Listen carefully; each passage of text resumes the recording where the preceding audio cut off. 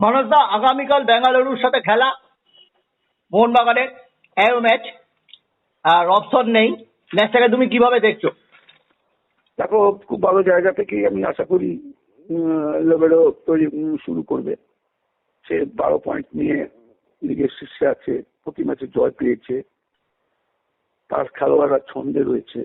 তবে যে কথা তুমি প্রথমে বললে, রবসান রবিনের কথা বললে, যাকে পাচ্ছে না মোহনবাগান, তাই বলেছি একদিকে ওর তো সাথে বড়ই হয়েছে, কারণ মানবীর এবং ইস্টার্ন কোলাসো তাদের দুজনকে দিয়ে প্রথমে তিনি শুরু করতে পারবেন। এই প্রথম আইএসএলে তারা দুজন শুরু করবে, এটা ভালো দিক। গত বছর একটা অর্থবহ ভূমিকা ছিল এই দুই উইঙ্গারের, খুব ভালো খেলেছিল তারা, ভালো গোলও করেছে, জয়ের ক্ষেত্রে একটা বড় ভূমিকা তারা তৈরি করতে পেরেছিল গত বছর।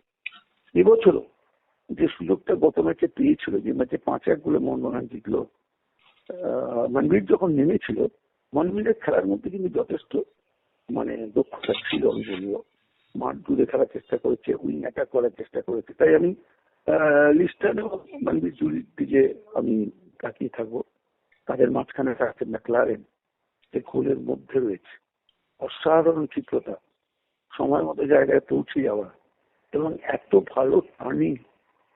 আমি খুব ভালো পরিশ্রম করেছে, ভালো প্র্যাকটিস করেছে, ওর খেলা দেখেই কিন্তু বোঝা যাচ্ছে খুব বড় মাপের স্ট্রাইকার। তো এটা একটা বড় অ্যাসেট লেভেল। এবং তাদের পেছনে যে ছেলেটি খেলছে ডিমিট্রি পেট্রাটস, এই ছেলেটিও কিন্তু অসম্ভব পরিশ্রম করে খেলছে। এবং গতবারে যেভাবে ওকে দেখেছি আর এবারের দিনের মধ্যে অনেক তফাৎ হয়ে গেছে। মলিনাথ ওকে সুযোগই দিত না, কিন্তু এই কোচ এসে ওর উপর ভরসা রেখেছে, ওকে দলে রেখেছে, শেষ পর্যন্ত ওকে মাঠে রাখছেও। এটা একটা প্লেয়ারকে অনেক বেশি ইন্সপায়ার করে এবং আমার মনে হয় এটা মোহনবাগান সুপার জায়ান্টসের কাজেই আসবে এবং এটা ভালো হবে। মানসদা, ঠিক আছে, আমি তোমাকে একটু থামাচ্ছি।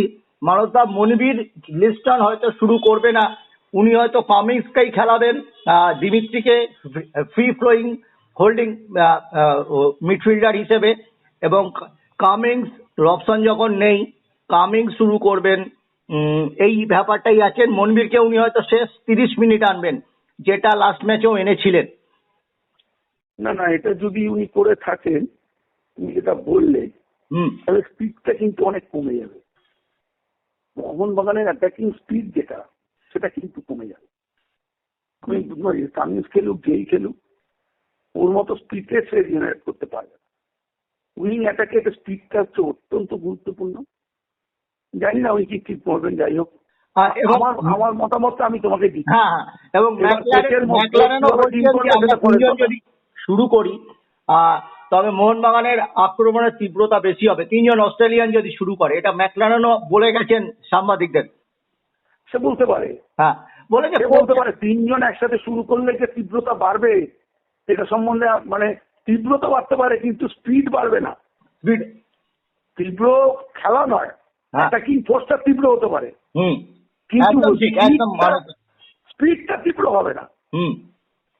তুমি যেটা বলছো, 3টের নামে অত এটা দারুণ ভারী একটা অ্যাটাকিং লাইন, তার মধ্যে একটা বড্ড একটা থাকবে, কিন্তু ক্ষিপ্রতা স্পিড যেটা মনবীর এবং লিস্টন থাকলে হবে, সেটা কিন্তু হবে না।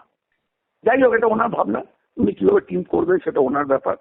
তবে কান্তিরাবাগ স্টেডিয়ামে আমাদের রেকর্ডও খুব ভালো নয়, ভালো পারফর্ম করতে পারে না, প্রচন্ড কঠিন পরীক্ষার মতো পড়তে হয়। কিন্তু সেই ব্যাঙ্গালোর আর নেই। ব্যাঙ্গালোরে উইলিয়ামস আছেন পরিচিতদের মধ্যে, আর যে 2জন বিদেশি আছেন তারা কিন্তু এখনো নেই। না না, তুমি যেটা বলেছো সেই ব্যাঙ্গালোর আর এই ব্যাঙ্গালোরের মধ্যে অনেক তফাৎ আছে।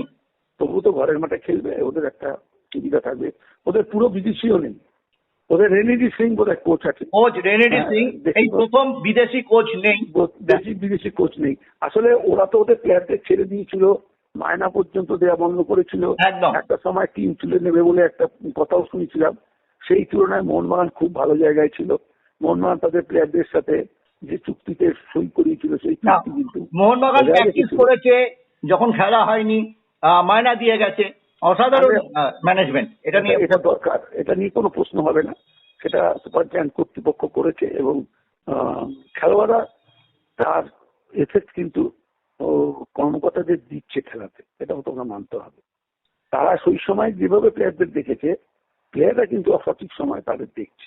পরিশেষে একটা প্রশ্ন করবো মানসদা, তুমি দীর্ঘদিন ফুটবলের সঙ্গে যুক্ত আছো। 42 বছরের সুনীল ছেত্রী মোহনবাগানের এই হেভিওয়েট টিমের এগেনস্টে কি প্রথম একাদশে খেলানো উচিত, নাকি ওকে শেষ 10-15 মিনিট ম্যাক্সিমাম 20 মিনিট খেলানো উচিত? আসল কথা, এখন তো খুব গরম পড়ে গেছে। আমার মনে হয় ওকে প্রথম দিকে না খেলিয়ে পরের দিকে ব্যবহার করতে পারে, তাদের দলের পক্ষে ভালো হবে, এটা আমি মনে করি। আমরা এখনো যে ও মাঠে নামছে, দলকে উদ্বুদ্ধ করার চেষ্টা করছে, এর জন্য ওকে স্যালুট দিতেই হবে। আসলে আমাদের তো প্লেয়ার নেই, ভারতবর্ষে আইএসএল হয়েছে 11 বছর চলছে, আমরা নতুন কোন স্ট্রাইকার পেলাম না। মানুষদা, এখানে আমি একটা কথা বলবো।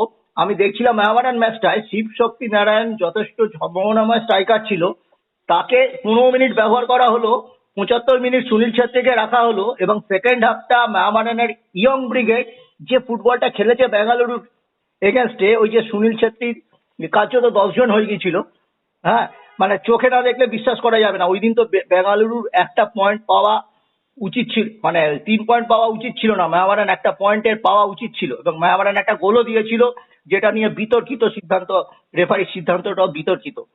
সেই জন্য আমার মনে হয় সুনীল যত বেশিক্ষণ মাঠে থাকবেন, মোহনবাগানের অ্যাডভান্টেজ। সেটা তুমি ঠিকই বলেছো, 42 বছর বয়সে তুমি 18, 20, 22 বছর, আর এটা যদি অক্টোবর, নভেম্বর, ডিসেম্বর, জানুয়ারি হতো, এটা মার্চ মাস পড়ে গেছে। আমি তো আগেই বলেছি, গরমের মধ্যে ওর ওকে পরে ব্যবহার করলেই আমার মতে ভালো হবে। যাই হোক, সেটা তো টিমের ভাবনা, ওরা দেখবে। তবে এইটুকু আমি বলতে পারি, মোহনবাগান ফেভারিট হয়েই মাঠে নামবে, এবং জেতার মতো জায়গায় মোহনবাগান হচ্ছে। মোহনবাগান ডিফেন্সও খুব ভালো, মোহনবাগান ডিফেন্স ভালো খেলছে, সুভাষিসের তো তুলনাই হয় না। না, সুভাষিস তো মোটামুটি, মানে সুভাষিসকে কার্যত আমরা লেফট হাফের ভূমিকায় দেখছি। না, তো ও বরাবরই একটা অ্যাটাকিং